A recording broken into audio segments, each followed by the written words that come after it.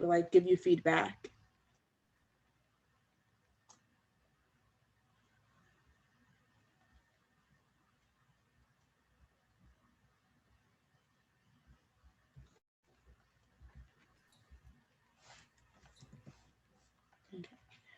So Marcela, do you want to get started?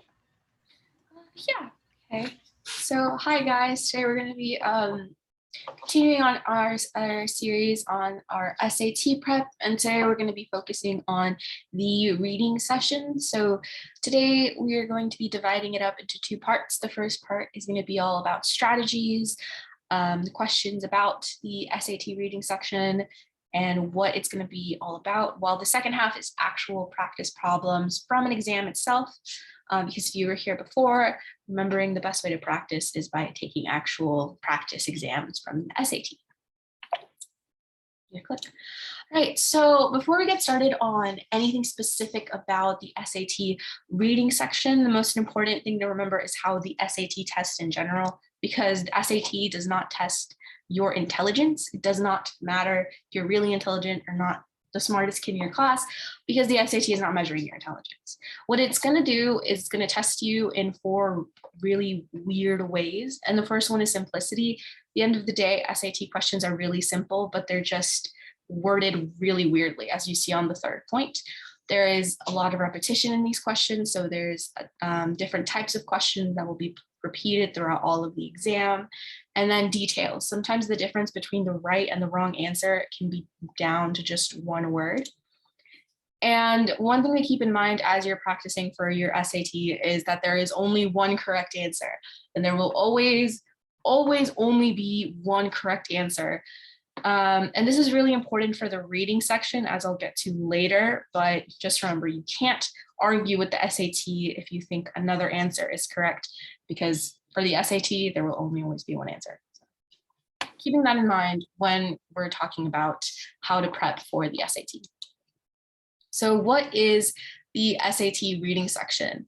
So the SAT reading test is 65 minutes and has 52 multiple choice questions, each of which have 4 answer choices. There are 5 passages in total, 4 single passages and 1 set of paired passages with 500 to 750 words per passage or passage set. And the passages you will be reading will draw from US and world literature, history and or social studies, and sciences. So here are the broad skills you'll be tested on for the SAT. So the first one being information and ideas, meaning close reading, citing textual evidence, determining central ideas and themes. So making sure you can figure out how to read closely. The second one is summarizing, understanding relationships, interpreting words and phrases in context. Third one is rhetoric. So you're analyzing word choice, assessing overall text structure, assessing part-whole relationships, analyzing point of view, determining purpose, and analyzing arguments.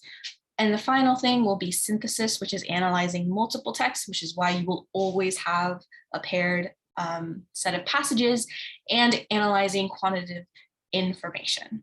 So sometimes you will see seeing graphs or charts on the SAT reading section as well. So here's the main point I want to drill into your brains. The reading section is not as subjective as you think it is. With the SAT, it cannot be like writing an essay. It can't be like, you know, interpreting the evidence, because once you start being subjective, there can be multiple correct answer choices. And on the SAT, that cannot be a possibility, because the SAT has to be as objective as possible, going back to the first point on the first slide, as there could only be one correct answer choice. So to take it from a prep book, which is really handy, called the SAT Prep Black Book, it says the answer to an SAT reading question is always as clear and definite and objectively predictable as the answers to an SAT math question. And no, I did not put this quote in all caps. It was already all caps in the book. So you know that it was really important to the author of the book. So what this means is that all correct answers in the reading section questions will be spelled out or demonstrated somewhere in the passage.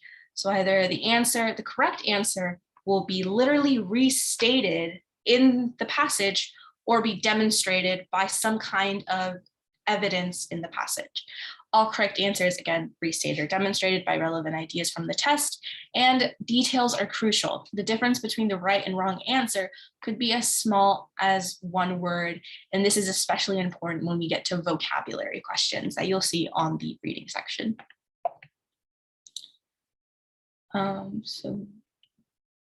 I'll go over this. Okay, so the reading section, there are 4 key features, which is genre, which is important for both literary and informational passages, because it's not just going to solely be like, all of it's going to be fiction, all of it's going to be nonfiction. Like, it'll be a range. Purpose, subject, and complexity. So like the literary passages are comprised of mostly like telling a story, recounting events, telling an experience, or reflecting an idea or concept. And the fiction, nonfiction is usually historically or culturally important documents. So we're talking speeches, letters, proclamations, things like that. So that's the most like genre you're going to see from it. Oftentimes the passages are described as arguments. So you're going to want to focus on the persuasive techniques that they use without them and try to make sure that you're getting like the main idea and what you're supposed to be getting out of it. And there may be multiple levels of meaning, which is why complexity is also interesting, because there may be a surface level theme, and it might be like, oh, what is the tone of these 3 paragraphs or something like that, that may be different from the overarching theme. So that's something important to keep an eye out for.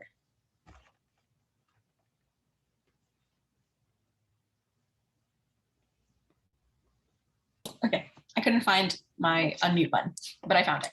So for the SAT, we have a lot of different subscores and cross-test scores if you've taken the SAT or know anything about the SAT. And the most important one, obviously, and what colleges will look at, is your total score or your section scores, which is the second line on the diagram. And it's evidence-based reading and writing or math, or your total score, which is the one that is most familiar. But there are other ways that the SAT will score you, and one of them will be the cross-test scores, which will be questions that will be applicable to multiple sections of the test, hence why it's called cross-test. But the ones we want to be focusing on today are the subscores, specifically the subscores you'll see for the reading section, which are words in context, and command of evidence. And this is helpful to you as a test taker. When you take these practice exams, sometimes the SAT will give you a whole guide on each question and tell you if you were tested on words in context or commanded evidence, or if you were doing reading or writing, expression of ideas, standard English conventions. And you want to know as a test taker what you got wrong, so you know what your weaknesses are when you're practicing. So if you know that you're really struggling with command of evidence, you can go over that specific subscore and those concepts that come along with it, like finding evidence, interpreting evidence, or analyzing evidence. And you can really focus on that, because you could not know what your weaknesses are and keep taking these exams, but it's better to know what your weaknesses are so you can really work on those and make sure you're getting better scores as you take more and more tests. So the subscores themselves are command of evidence and words in context for the reading section. So command of evidence will be determining the best evidence in a passage or the pair of passages for the answer to a previous question, or the best evidence for a specific conclusion. You will be interpreting data presented in informational graphics, such as tables, graphs, and charts, and drawing connections between words and data. Finally, you'll be understanding how the author of an argument uses or fails to use evidence to support claims. So command of evidence, as the name implies, it's knowing how to use the evidence that you're given. Words in context is how you figure out the meaning of words or phrases in context and decide how an author's word choice shapes meaning, style, and tone. So essentially, context clues. There is going to be vocabulary questions on the SAT, and this is not to say you should be studying a lot of vocabulary, just focusing on vocabulary, but knowing how to take words that are a little bit out of your level and making sure you can figure them out based on the sentence or passage that they're in. And here are the 4 passages you will see on the SAT. So the first one is going to be a US and world literature, and this will have a classic or contemporary work from literature. So yes, this could mean you could have a passage from like 1864. The second one will be a history or social science that is either a US founding document or a text in the greater global conversation. So an important document to some global event. The third one will be science, natural, or social, and you will have one that explores a social science topic like law or psychology and sociology. And the other will examine foundational concepts or recent developments in earth science, biology, chemistry, or physics. They all have their little quirks to them. You will always have only one passage with 10 questions for the literature one, but for the history / social studies or the science passages, you will either have two passages of one of the subjects and a passage and pair passage with for the other subject. So keep that in mind, but you will always have these three topics covered in every SAT exam you have. So if you know you're really strong with your literature passages, you could do those first or last, depending on how you want to look at things. Maybe you want to save you the easy stuff for last. And keep in mind that you will always see them, and that maybe sometimes the science section one might be super modern, but it might have really scientific vocabulary you're not really familiar with, whereas the literature one could be a bit older but be more reasonable in like the plot, and it's not as convoluted, not as complicated as what a science section would be like. But again, it all depends on each exam. So moving on to strategies for the SAT reading section, one would be read the questions first and then the passages. So you want to look at the questions, see what evidence you want to look on. Like, let's say the question says, in paragraph 5, then you make a star next to paragraph 5. So once you're reading it, you know to pay careful attention to paragraph 5. Or it could say in lines 66 to 77, and you underline those lines, keeping a careful look at them when reading over them. Or if you're reading the whole passage first, don't try to understand as whole, because if you try to read the entire passage and let's say you focus on paragraph 3 and then you look at the questions and none of the questions asks about paragraph 3, you might have wasted your time on reading a part of the passage that wasn't super important to the questions, where you could have been reading a part of the passage that was more important to the questions that you will be tested on. The second strategy is, yes, you should be annotating, but with purpose. You shouldn't be annotating like a book in your English class. You should be focusing on underlying important information in the sections, not necessarily taking notes, because you do not want to interpret the text in annotating. You don't want to come up with like necessarily your own opinion, because the SAT will never ask you for your opinion. It will ask you objective questions about the passage. And remembering the answer will either be restated or demonstrated in the text. So for example, what I mean with the questions will always be objective, but even if the questions will always be objective, the SAT will try to trick you up and write the questions in a way that are tricky. So the first one will be which choice most nearly means. What the question is really asking is which is the only choice that means the same thing as.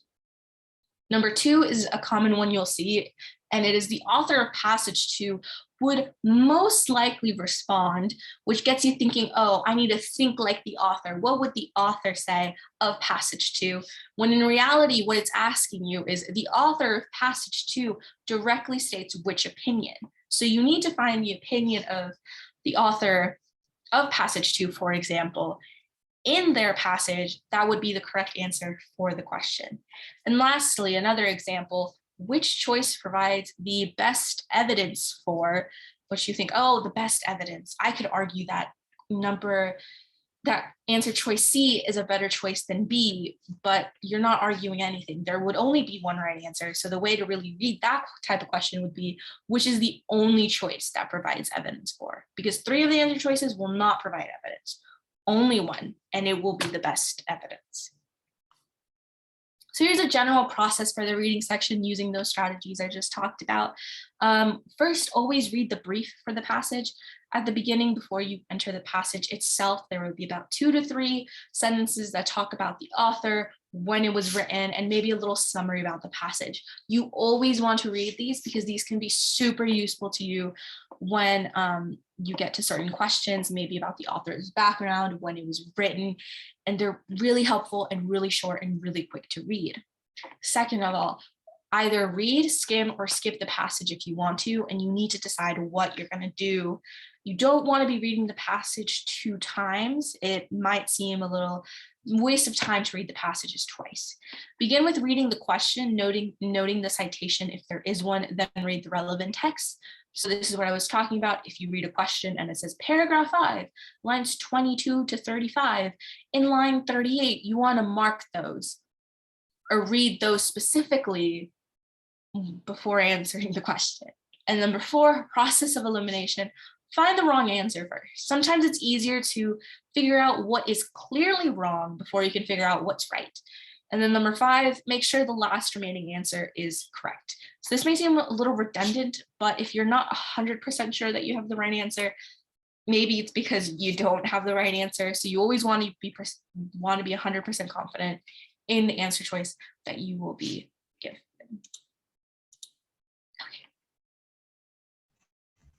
So for the questions to expect, wait, Marcela, you accidentally skipped one. Can you go back one slide? I did. There we go. Sorry, my mouse is being weird. It's been You're good. Don't worry about it. So you're gonna have lots of different questions to expect. So there's gonna be 3 categories. The first one being information and ideas. So the first one is reading closely, which is going to be the most general question type. There'll probably be clues in the question that hint at the type of work you're going to have to do. For the most part, that's just, here's a text you just read, here's a question that directly relates to it. Simple as that. The second one is citing textual evidence, which is find the best answer. And like Marcela said, don't overthink it. Because oftentimes when you're taking the SAT, you're like, this looks like the right answer, but maybe if it's a maybe, it's probably not the right answer because the SAT will have a definitive yes, no answer. And if you think you're having to make an argument on why a piece of text might be the right one, it's probably not the one they're looking for. The third one is determining central ideas and themes. So this is like the overarching statement that like encapsulates the main point the author's trying to make here. So like theme is like whole passage. Main idea can be both entire passages, but it could also just be paragraphs. So avoid answers that talk about specific details because these central ideas and themes will be overarching. The fourth one is summarizing, which is conveying the most important ideas. But like Marcela said earlier, make sure that you're not adding your own interpretation of this.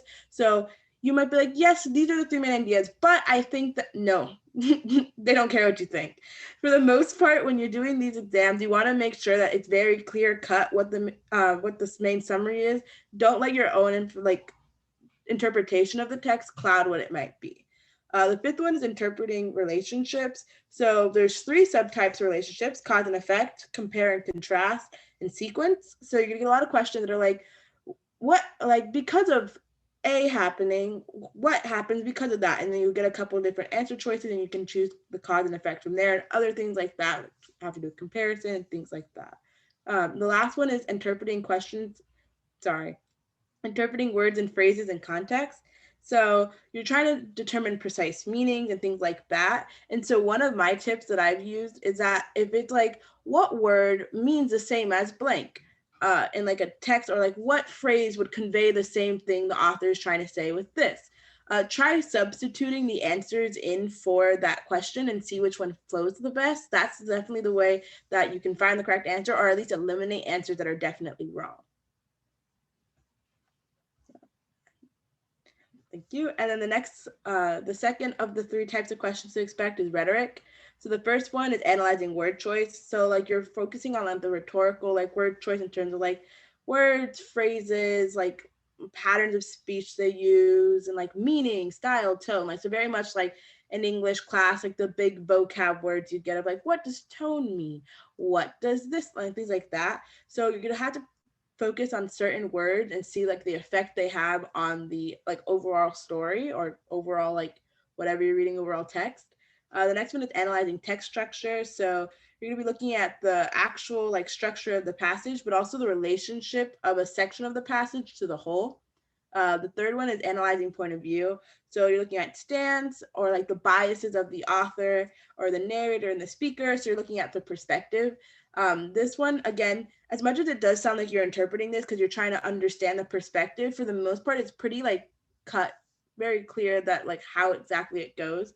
So you're looking at the characterization of the author or like the narrator, the speaker for the most part. The fourth one is analyzing purpose, which is simple as like think abstractly about the text, like try to understand the main function, the main purpose of these texts that they're giving you. And this usually is like when you're looking at purpose, you're looking at multiple paragraphs for the most part. They're usually not going to give you one paragraph to look at. So you're looking like 2, 3, maybe even more. And then the last one is analyzing arguments. So you're looking for the central idea of the argument, like the central claim, main idea. So to use words like claim, reason, things like that. And then the last question to expect would be synthesis questions. So the first one is analyzing multiple texts. And so this one is where they're going to give you like article 1 and article 2 or things like that that slightly relate to one another. It may not be like 100% like correct, but like not correct, but like they may not be 100% aligned. But they'll either give you paired passages or they'll give you a passage with like a informational graphic and things like that. And you'd have to like extrapolate information from the two and try to like understand what exactly they're going for. You're good. One of the questions will probably be like, what point would author A and author B agree on? And they'll give you a couple of options and you have to understand like what was the main argument both were making and what would they agree on. And then the second part of synthesis would be analyzing quantitative information. Like we said earlier, they may give you informational graphics, like it'll be like a chart or like a graph or a grid and things like that. And you're gonna have to like understand how to like read the text, yes, but also understand how that graphic relates back to the text and like use the data to like make a reasonable inference, because oftentimes, which we'll talk about more in the math section, they may give you a graph that's like not 100% certain, but they're not expecting you to like be 100% like on it, like be able to like look at the tiny graph they give you and be able to be like, yes, this is exactly 3.5. They just want a more general, especially because this is the reading section. So like make your best educational guess based on like what you're given and like draw conclusions that are both related to the graphic and the text that like make reasonable sense.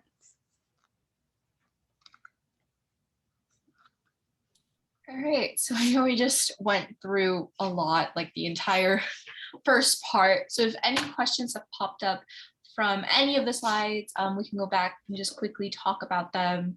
If you have any questions or any other things we didn't answer or talk about the reading section that you would like to see, if you have any, to bring them up right now. If not, we're going to take a 5-minute break before we start on practice questions. So I know at the beginning of the meeting, Alexa sent the link to the folder, but I think some people came after that. So yeah, I'll be sending it again right now. Yeah.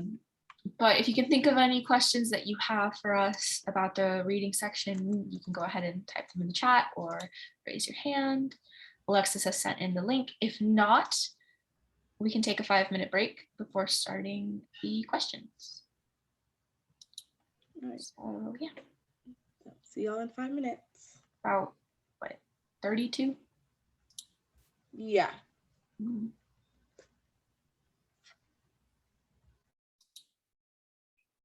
I have a question. Well, I don't usually take notes while reading, so I wanted to. My question is, did you take notes when you took the SAT? Well, in the reading section. I did take notes, but not. Well, let me clarify. I didn't take notes. I annotated. So like, I would do it backward because I knew if I were to read the questions, as much as it is helpful, all these strategies depend on what's best for you. So like I know for me is that if I would read the question beforehand, I'd stop paying attention to the main idea and only be like looking out for the 5th paragraph. So while I was reading, I'd underline, like for example, every character I'd like put a box around their name, every like plot point I'd underline, and any date I'd do like a squiggle under it, just so like I could like visually be like, when I did the question, be like, when did character A? And I'd be like, oh, I box when they first like show up in this text. So that's the notes I took, because I know that I tried taking like actual notes, being like, she walked the dog, or she, and like whatever like happened in that paragraph or section, but it took a lot of time. And so if you don't budget time very well, it can be more tedious than helpful to do that. I know for me, because I took the ACT, but there were still reading sections, it was much shorter. So I just had to really flip through the questions very quickly, see if it said line 14, paragraph 5, and either put a star or underline it, and then quickly read the entire thing and focus on those, but making sure to get the other concepts. That's what I would do. So for our practice questions for today, we are going to be taking questions out of the May 2019 international version of the SAT. So this would have been an actual version that y'all would have taken if you are outside of the United States.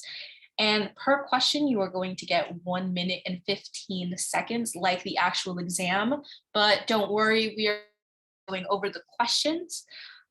So if you don't finish the questions and you think it is not enough time, keep in mind that for the first couple of questions, you do have to read the passage, and then you also have to answer the question. So maybe for the first part, it might take you a little, but in the second part, you'll get the hang of it. So if you can all open up that link Alexis sent, and if you have the link open, could you just raise your hand once you have it open and keep your hand up so we know that everyone can have the link up. So I'll just be waiting on a couple of people. Thank you for the ones who already raised their hands. Make sure to keep those hands up just to make sure everyone else has the file open, and you should be opening the file that says session 2. If I'm not mistaken, there's a session 2 reading passages file. It should say session 2. Open that file, and that's what we're going to be using for today. Try not to read them ahead of time. If you want to just skim through them. Oh, that's a spoiler. Again, why do I do that? My mouse doesn't work. So just waiting on 2 to see if they can quickly open the link and open up the passages. I think it's just waiting on 2. I'll give y'all 1 more minute. Okay, waiting on 1.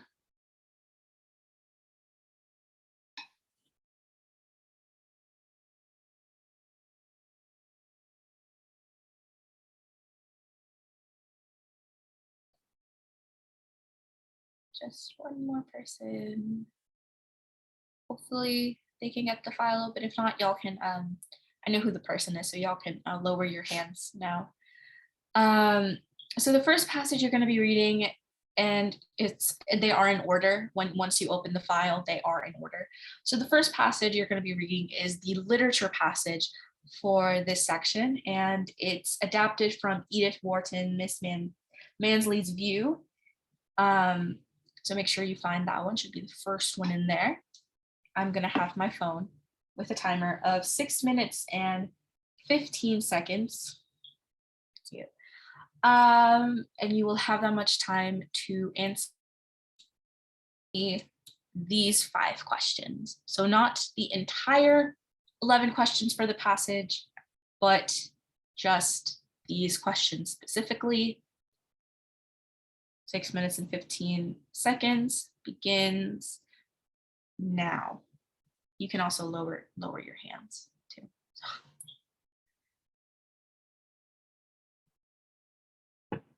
So making sure you're only answering these 5 questions you see. Oh, right, the passages don't have the questions. You don't know what the other questions are. Never mind. I forgot.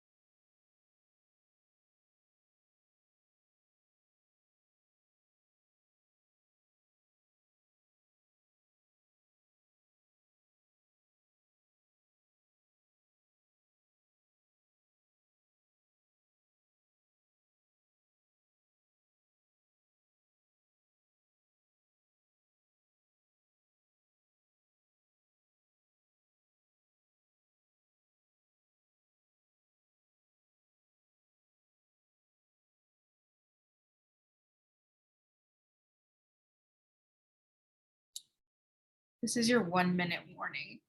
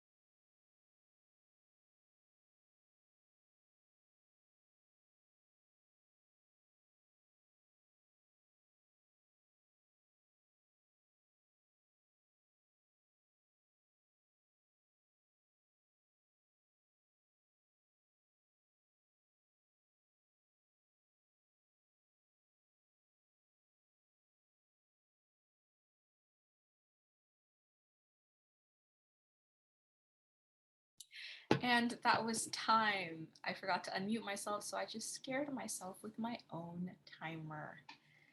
Fun fact. So let us go over these first 5 questions from the literature passage of the SAT. So the first question, as used in line 2, idle most nearly means, and then in the chat or say out loud what you think. The answer is what you got. This is a vocabulary question. See, I'm getting C, B, B, B. And the correct answer choice is B. Yes, unoccupied, because if you look at the passage itself, it talks about how she's not really doing much in her life except for looking out of her view, out of her window. Good job, guys. Number 2, at line 18, the focus of the paragraph shifts from, what did y'all get? Oh dear, I didn't pay attention to when it stopped. Okay, getting B, getting A, B.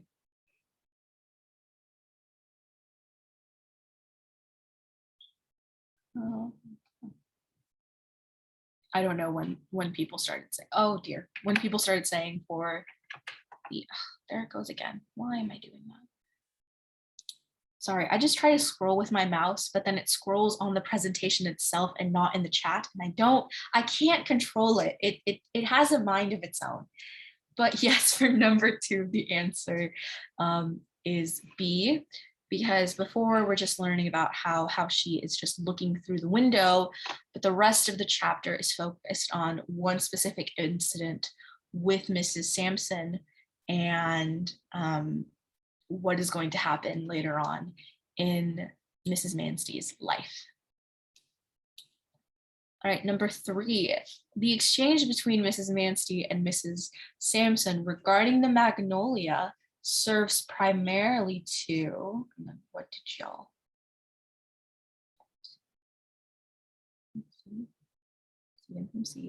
Remember, it's okay if you didn't get to do all of the questions. This is all just practice.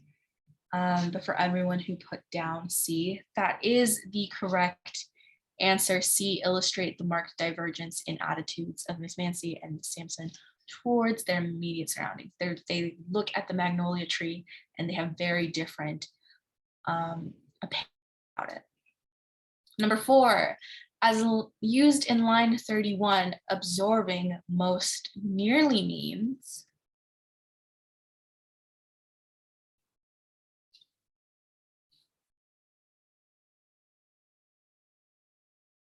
Yep.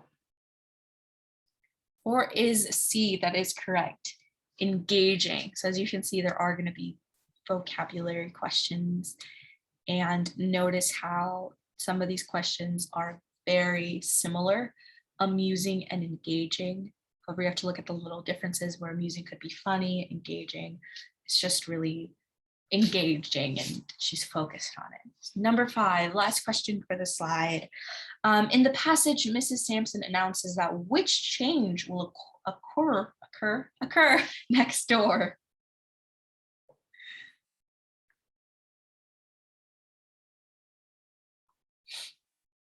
Getting some A's. A's, A. Yep. And the correct answer is A. A neighbor will expand her house. So this one is just, did you understand what you read? Sometimes the passage can be a little tricky as to what the plot is, but for this one, it's just as simple as a neighbor will expand her house. So do we have any questions, any confusion on these first 5 questions from the passage? This can be either said in the chat or you can raise your hand. If not, we will move on to the next set of questions. And again, you will have 6 minutes and 15 seconds to do so. So here are your next set. So sorry, they're a bit messy. And once again, you have 6 minutes and 15 seconds to do these questions. And time starts now.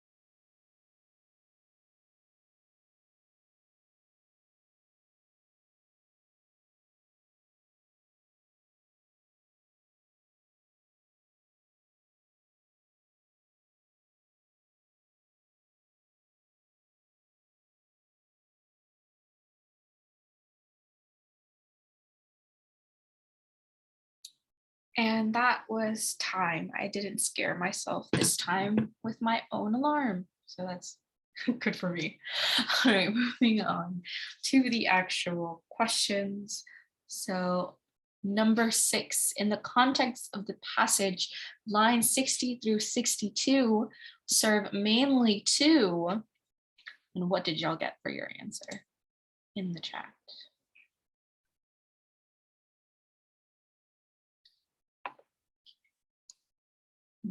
Yep. So I'm getting B, and that is correct. B, indicate the strength of the impression that a piece of news makes on Mrs. Mancy. Good job, guys. Number 7, based on the passage, the author of Mrs. Sampson, the attitude of Mrs. Sampson towards Mrs. Black's extension is best described as one of.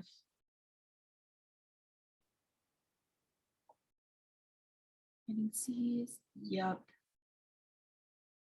C's, yep. And the answer is C, which is stoical. I can't say the first word, I apologize, acceptance. Because she has an attitude of there's nothing I can do about it, but I accept what will happen. Not exactly in those words, but that is what you get out of the passage. Number 8, which choice provides the best evidence for the answer to the previous question? So since most of you got C, you know the right answer. What would be the right evidence for the answer? Yep, D for number 8, and that is correct, line 69 to 71. And the last 2 questions, again, are paired questions with evidence following it. So number 9, based on the passage, which choice best describes Mrs. Mancy's reaction to Mrs. Black's plans? Y'all got C, A's, B. Anyone else? B. Okay, we're getting different answers. For number 9, B.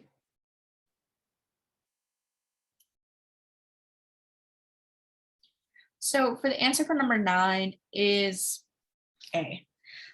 She feels that the life she has constructed for herself is about to come to an end. I would say it is not B. She takes comfort in the fact that she can still find solace in nature, because where she finds solace in nature is about to be taken away from her. In the moment, she can still see it, but in the long run, she will not be able to find that. And then someone else said D, she resolves to address the difficulties that the plans will impose on her. I don't actually think she ever mentions how she will resolve to address it. All she really sees is the view she once had will be taken away from her. So this comes along with question 10, which asks which choice provides the best evidence for the answer to the previous question. So even if you got this question wrong, what did you say was the answer?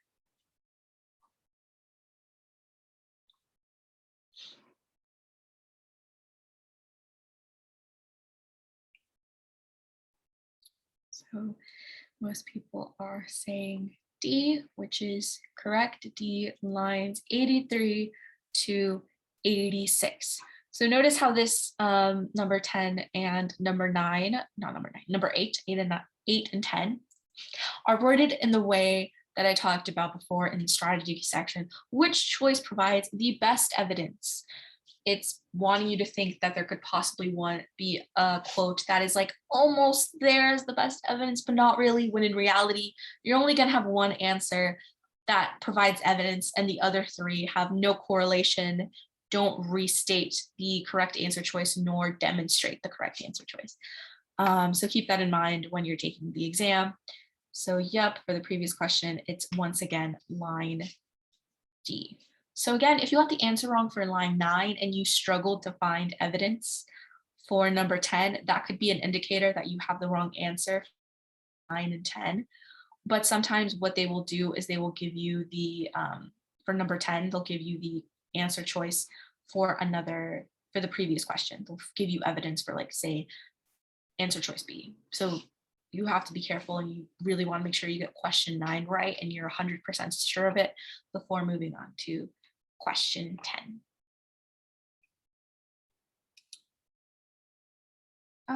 We're going to move on to our next. That was the first passage, which was the literature passage. Now we will be doing the history passage. So you should just scroll a little bit past in your document we sent, and you should be getting to the passage that is adapted from a speech delivered in 1906 by President Theodore Roosevelt. So this is a passage that you should be looking at now. And again, you will have 6 minutes and 15 seconds to work on these next couple of questions. And I will make sure to let y'all know when the time is up. Here are your questions, and the time begins now.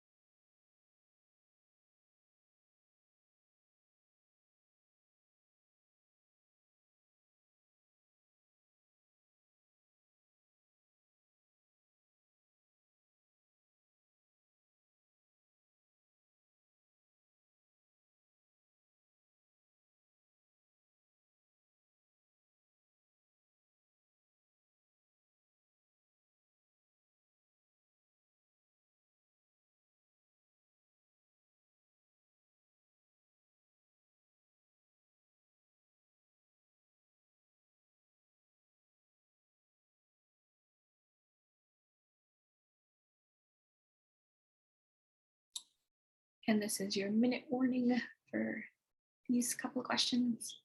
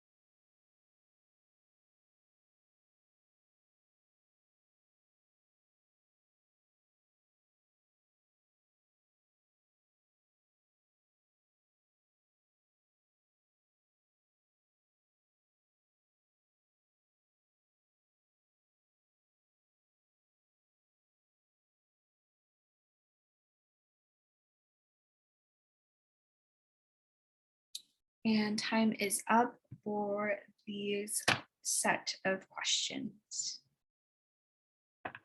So let's go over these. So number 11, the primary purpose of this passage is to, then what did y'all get for this question? Number 11, the primary purpose of this passage.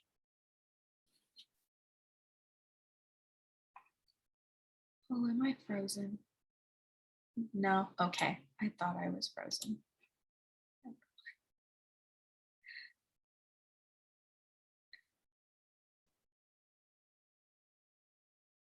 So for number 11, hey, yeah, it's okay if you have multiple answer choices. It's fine.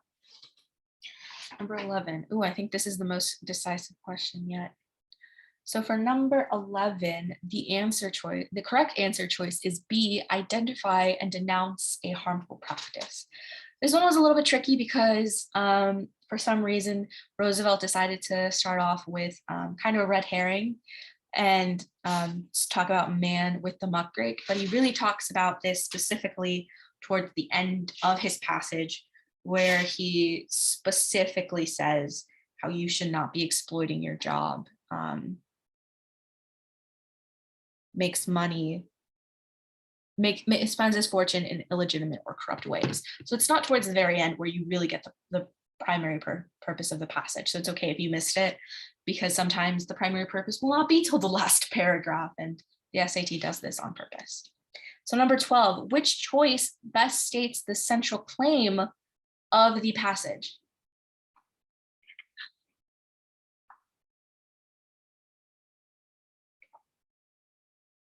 Seeing A's.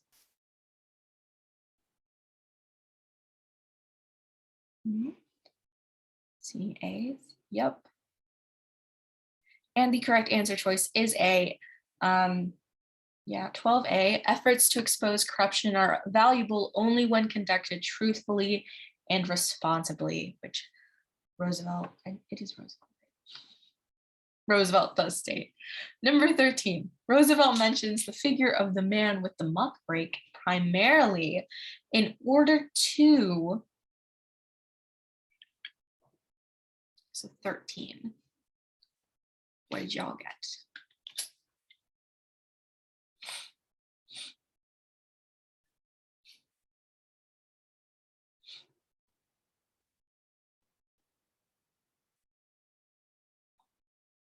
Seeing C's, 13, D.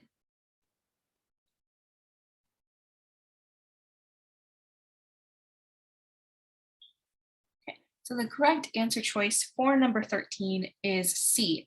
Describe a fault that he perceives in social criticisms.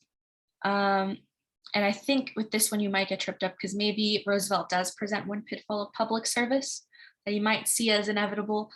But when talking about the literary passage, he brings up man with the muck rake. He is more describing a fault that he perceives in social criticism. So be careful to make sure you know what the question is asking you specifically. And in this case, it's talking about man with the muck rake and not the entire passage as a whole. Number 14, as used in line 11, service most nearly means, again with the weird wording, because the SAT loves weird wording. It's 14. C, D, D, C, D, D. Okay, yeah. So for answer 14, the correct answer is D. So if you look specifically at line 11, you'll see that it says, and there are times and places where this service is the most needed of all the services that can be performed. So you automatically know that facilities and combats can't really be performed in the way. So you're down to ceremony and work, but in the sense that Roosevelt is talking about, he is talking about work. Work fits a little bit better than ceremony, especially when he's talking about the most needed of all work that can be performed. Just fits a little better to say work. And last question for this slide, number 15. What main effect does the repetition of the word every in lines 21 and 22 have on the presentation of Roosevelt's argument?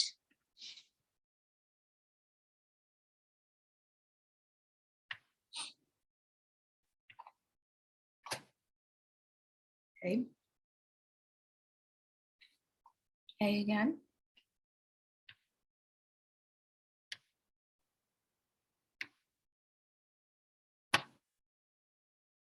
Seeing A's.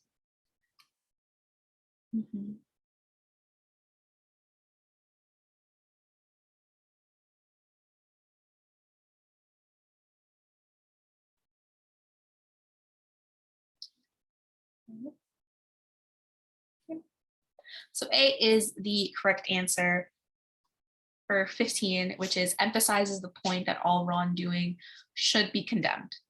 Good job, guys. All right, so here are the next questions for the same passage, just different set of questions. And for this one, you will have 7 minutes and 30 seconds. So this one has one more question than the previous ones that we've been doing. I'll make sure to set the timer. 1 second. And your time starts now.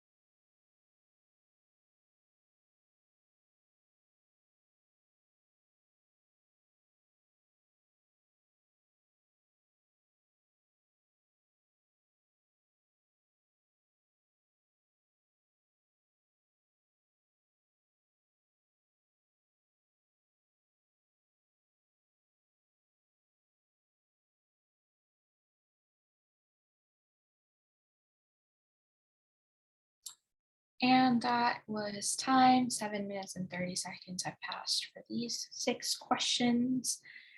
So let's go over them very quickly. Number 16, based on the passage, Roosevelt would be most likely to object to which of the following approaches to journalistic coverage of a scandal. So what did y'all get for number 16?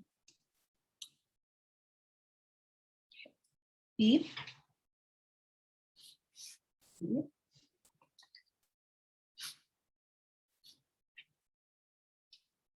Okay, thanks. Let's see.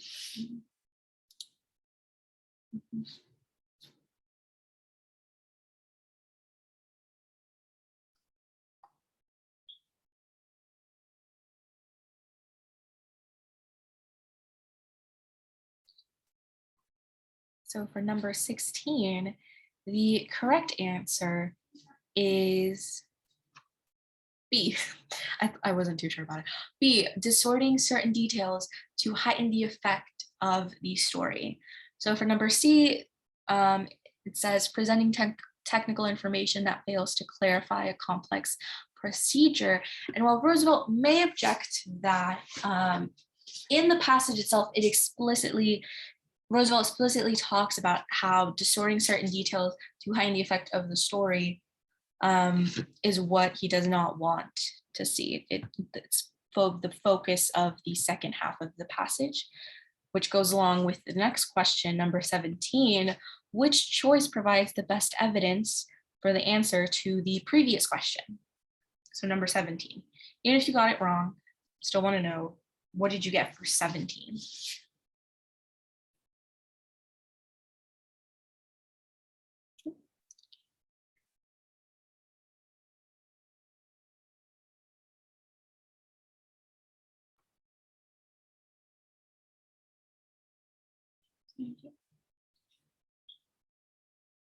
Yep. So yeah, for 17, the correct answer is D, which is lines 23 to 28. 1, 2, 3. Yep.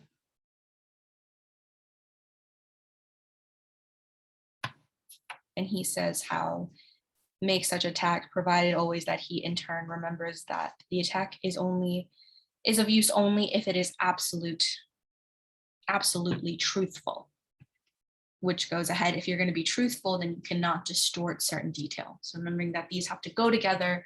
And then if you know 16, you'll find evidence for number 17. Number 18, based on the passage, Roosevelt believes that his argument about efforts to expose wrongdoing is subject to which risk? For number 18.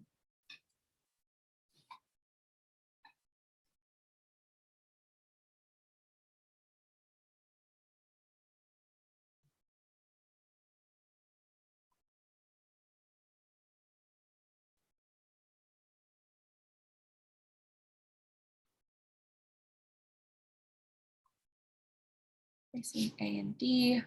For number 18,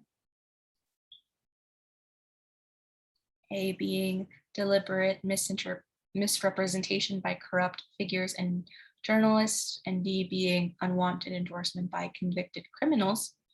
And the answer for 18 is A, deliberate misinterpretation by corrupt public figures and journalists. And this you can have the answer for this, but it's not one of the answer choices. If you look around the lines 40, some persons are sincerely incapable of understanding that to denounce and mudslinging does not mean the endorsement of whitewashing. So you do see endorsement as one of the words, but later on, and you'll see in question 19, that he doesn't want misinterpretation, not necessarily endorsement. So sometimes words from specific answer choices will be in the passage, but that does not mean that that is the correct answer choice.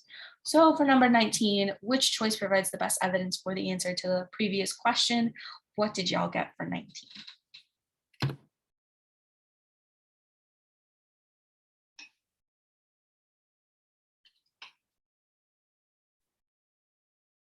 Okay. C, D,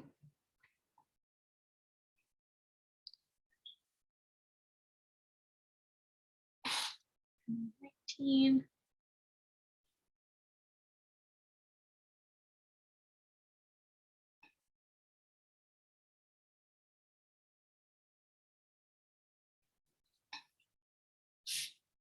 So for 19, everyone's getting a different answer, which is all right. But for 19, the answer is C, which is lines 44 to 47, which state, and both the interested individuals who need whitewashing and those who practice in slinging like to encourage such confusion of ideas. So to encourage confusion means you are deliberately misinterpreting. So that's how the answer choice is C. So for number 20, in the passage, Roosevelt makes which assumption about social critics' relationship to society? So what did you get for number 20?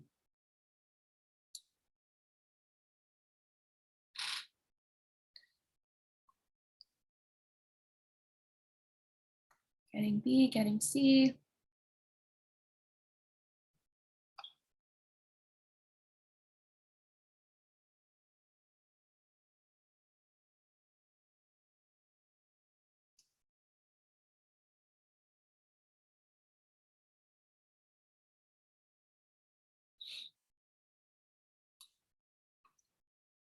Again, C and B again for number 20.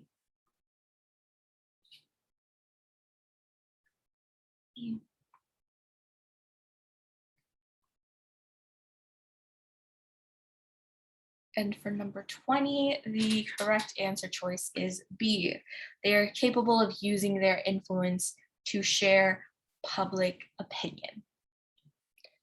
And C says they are responsible for ensuring the prosecution of guilty officials, but because they're talking about social critics and not Congress, and not actual public representatives, public officials, it is not C, but instead the answer choice would be B for number 20. All right, last one for this passage. In the context of the passage as a whole, the last paragraph serves mainly to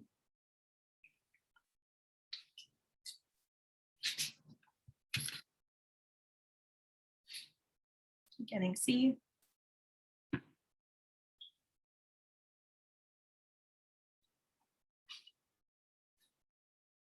Yep, C.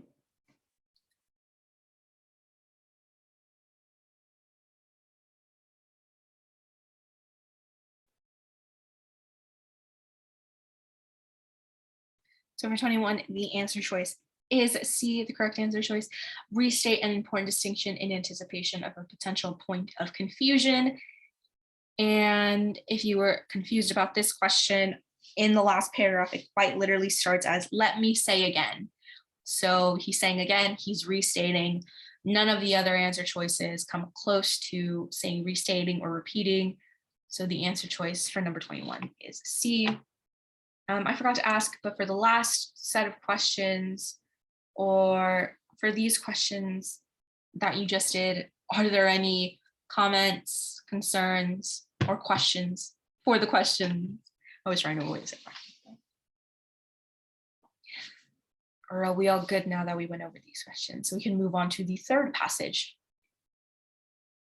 Third.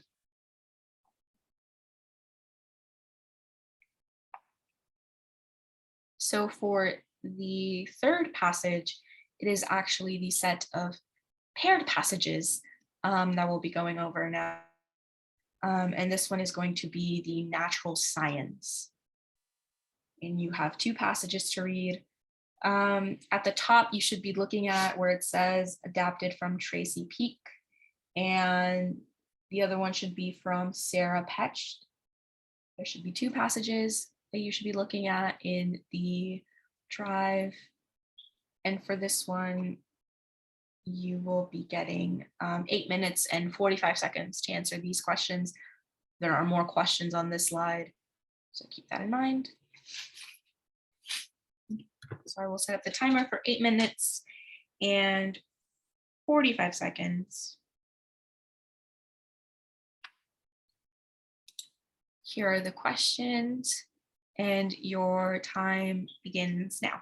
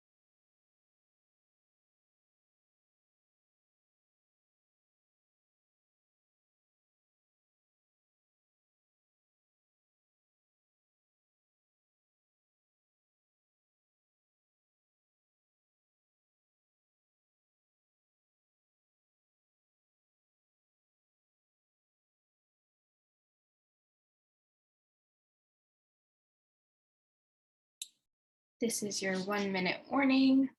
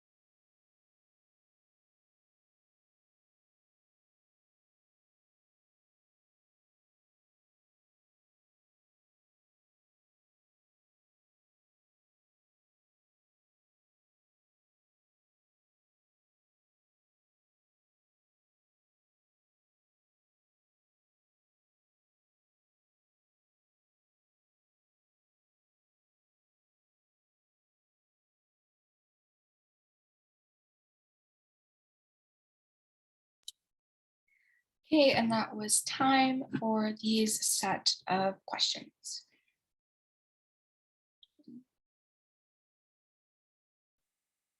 Be going over them, over these questions, starting off with question 22. We're kind of running low on time, so we want to try to get through these quickly to make sure you can get at least the start of the last passage, so you can get through at least all 4 types of passages that you would be going over on the SAT.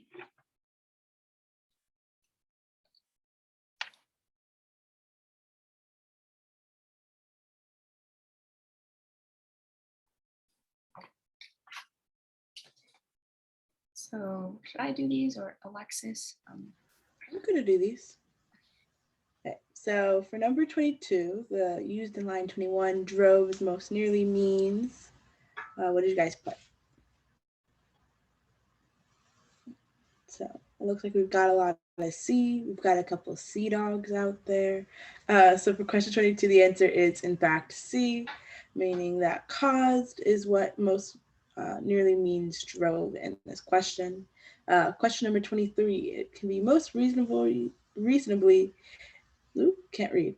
It can most reasonably be inferred from passage 1 that Moyer's study involved chicken feathers in part because I'm seeing a lot of A's, and you guys would be correct. A is the correct answer. So conclusions drawn from research on chicken feather pigmentation might inform understanding of the pigmentation of avian dinosaurs. So question number 24, which choice provides the best evidence for the answer to the previous question? So this one, obviously, if you got the first one right of 2023, it definitely helps. So I've been seeing, I see a C, I see, nope, I just see C's. So the answer for 24 is in fact C.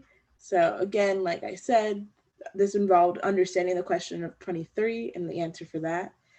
25 used in line 60, determine most nearly means. We got some C's. So the answer for 25 is in fact C, meaning established is what most nearly means determined. So for 26, based on passage 2, McNamara's most likely considers the result of Lindgren's team study described in the 3rd paragraph, line 60 to 70, to be, we got a D, we've got some B's, got some B-boys out there. So 26, the answer is in fact B, meaning that clear and persuasive is what they find to be the most correct for this answer. So 26, you have is presented in passage 2, which finding provided the most convincing evidence that egg-shaped structures found in fossils of marine reptiles are probably the remains of melasomes. So what you guys put?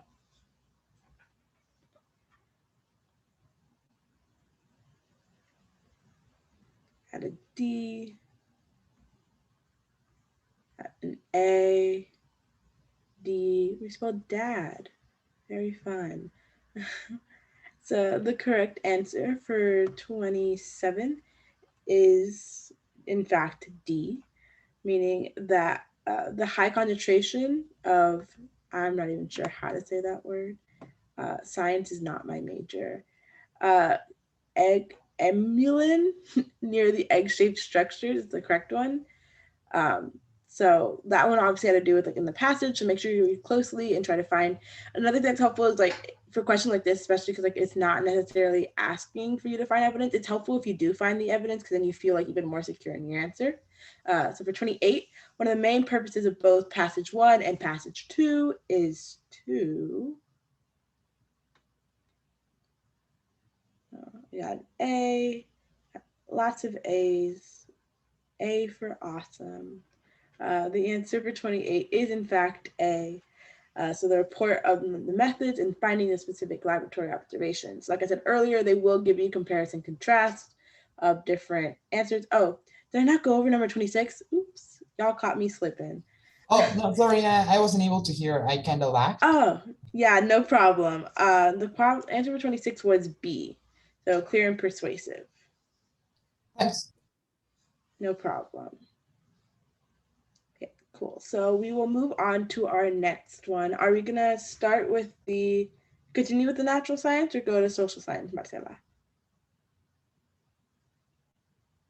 My mute button goes away every time I want to unmute myself. I think that based on time and just for the fact that I want you to see what a social science passage looks like,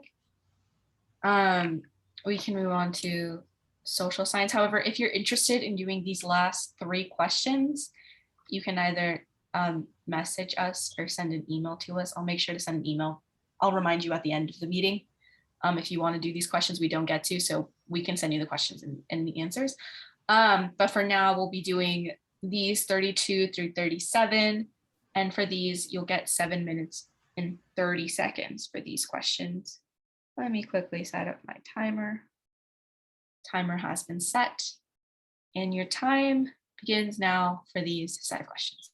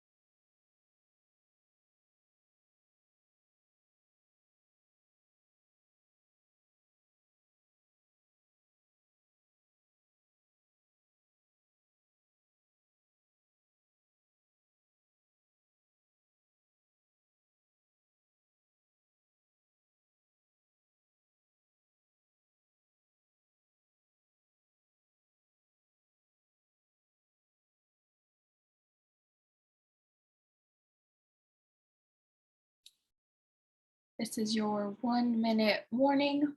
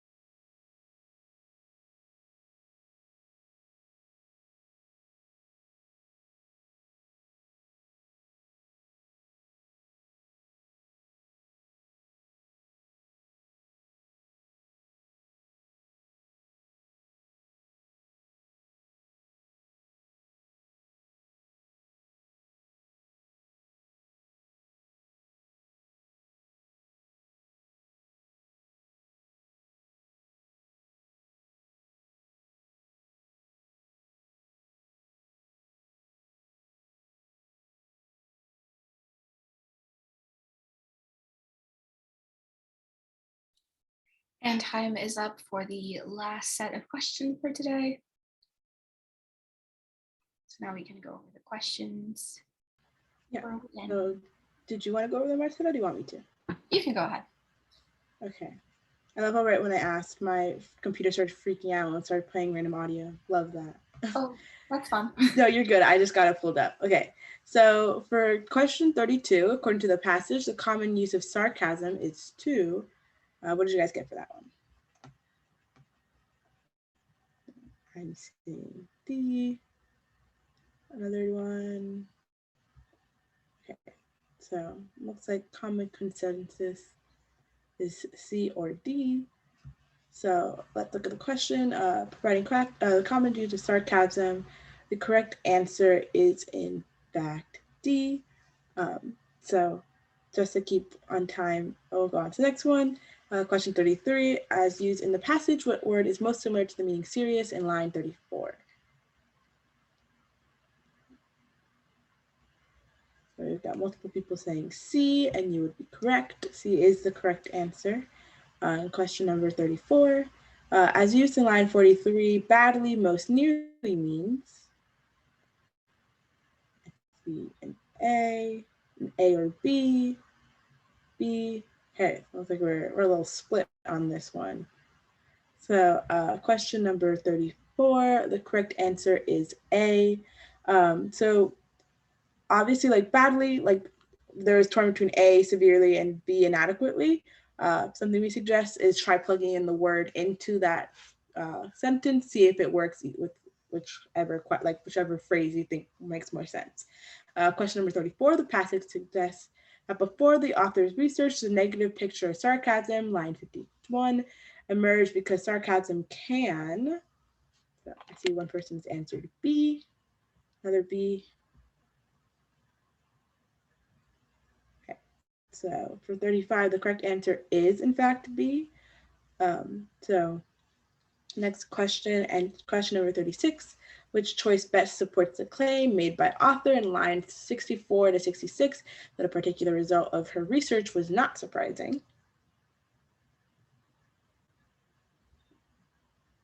So you guys, I see the answer D, see multiple people answering with option D. The correct answer for 36 is D. Here's like a quick example, like a throwaway answer. So for example, question like answer choice A gives you lines 1 to 2. For the most part, if this is something that like is a part of her research that's not surprising, most likely it's not going to be the very first line of the text. So you usually can start eliminating answers like that seem kind of obvious. So for this question, A would have obviously been thrown away, which does help your chances because that means you're only having to choose 3 correct answers rather than 4, and then you can work from there to see if any others don't make sense. So the last question that we'll be going over today is question number 37. Based on the passage, which choice presents a possible interpretation arising from the results of the 2015 study conducted by the author and her colleagues? See one answer A. Okay, so the correct answer for 37 is in fact A. So people who perceive sarcasm well tend to be creative. So as you can see, there are the very obvious different tones in each art, like each passage. Obviously, this one was more psychological, and you'll see that within your while you're taking the test. So it's very important to be able to like differentiate between these types of genres and like know what questions are going to be coming with it. So thank you everyone for joining us today. And like Marcela said earlier, if you guys have any questions, feel free to send them in the chat, ask now. You can also email us. I'll type our email. What was that? Did you see that? I did see that. That was weird. I don't know, because I was like, why did it just stop partially? And I moved my chat box, and with the chat, it was like an eraser. Interesting. Okay, that was weird. I've put my email in the chat, and so it's Marcela. So if you guys have any questions, want to go over anything specifically, or if you want to get those 3 questions that we did miss, please send us an email to let us know. Thank you everyone for participating today. Hope to see you guys next week. And also at any of the other events that we're hosting, Marcela and I also host conversation clubs and game nights. So be on the lookout for those. If you aren't already attending them, if you're considering it, you should definitely join and see if it's